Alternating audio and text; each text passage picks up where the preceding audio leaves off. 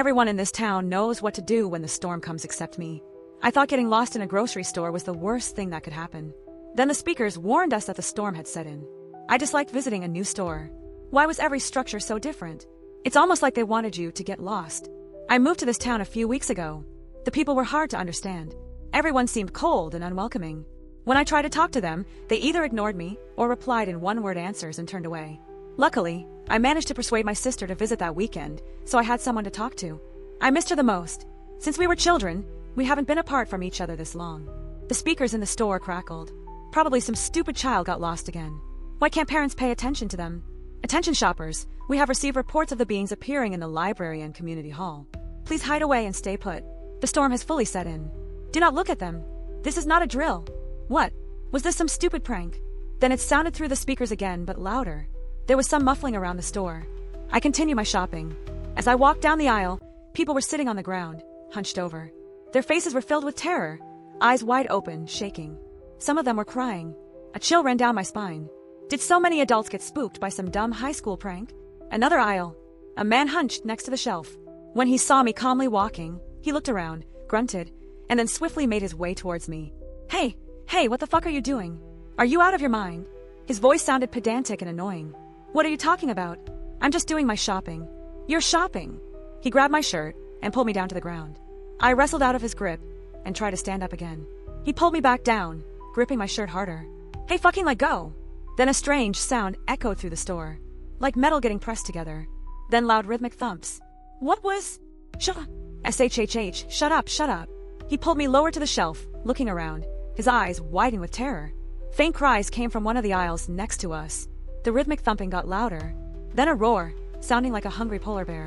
A woman started screaming. Shock ran down my spine. Her screams got more frantic, cries like a person being tortured. They slowly died out into a gurgling silence. Then a sound of sloppy chewing. Something was thrown from the aisle. A splash of blood flew before my eyes. Food came up my throat. We need to go, the man mouthed and pointed behind the aisle. He grabbed my hand, but I tried to fight him again. His face was twisted in frustration. Then another scream. The man's hand started shaking. He looked me up and down and started to crouch away. Soon, the thumps got closer. My hands went numb. I looked back and quickly caught up to the man. He pulled us into the staff room. We quickly hid behind a baking container. What the fuck was that? Shoo, you need to be quieter. What's going on? I whispered. It's the creatures. The storm. He swallowed. They take whoever they notice. He pointed at the window. The outside was dark. Huge black clouds gathered in the sky, and lightning flashed and struck the ground hard. There was an eye inside the storm with huge winds blowing around it. Don't look at it too long. Once they see you, it's over. A few years ago, I lost a son to the storm. He was no older than you are now. He was holding back tears. My whole world was spinning. I sat on the ground, holding my head, rocking back and forth. Hey, kid, you need to get yourself together.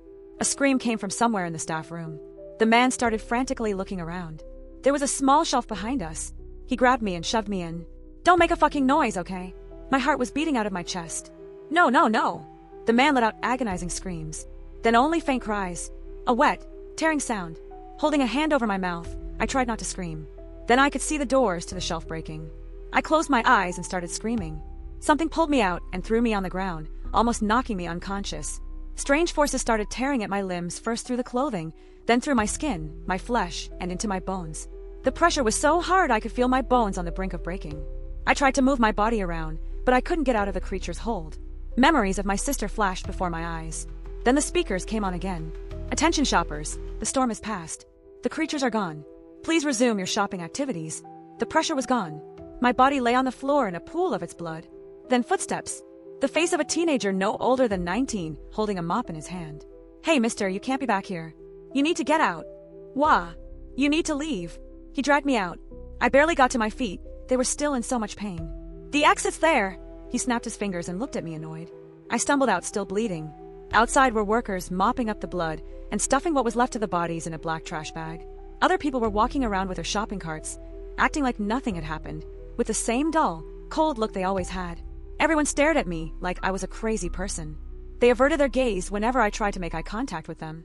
In the parking lot, there were paramedics dispatched. They quickly rushed me in and analyzed my wounds. They sewed them up and put gauze around them. They didn't ask what happened. They didn't ask my name. I tried to speak to them too, but they wouldn't answer. Once they were done, they pushed me out of the ambulance and pointed at my car. I don't think I've ever felt this alone. For a while, I lay on the back seat of my car crying profusely. When I mustered up the courage, I drove myself home. The days were a blur. I lay on my couch, barely able to get off it. Then today came. My sister just called me to say that she'll be at my place in an hour. I tried to pull myself off the couch to at least take a shower. Memories of us playing in our backyard rushed to my mind. I smiled for the first time in days. Edit. She should have been here 15 minutes ago. The storm clouds are forming again.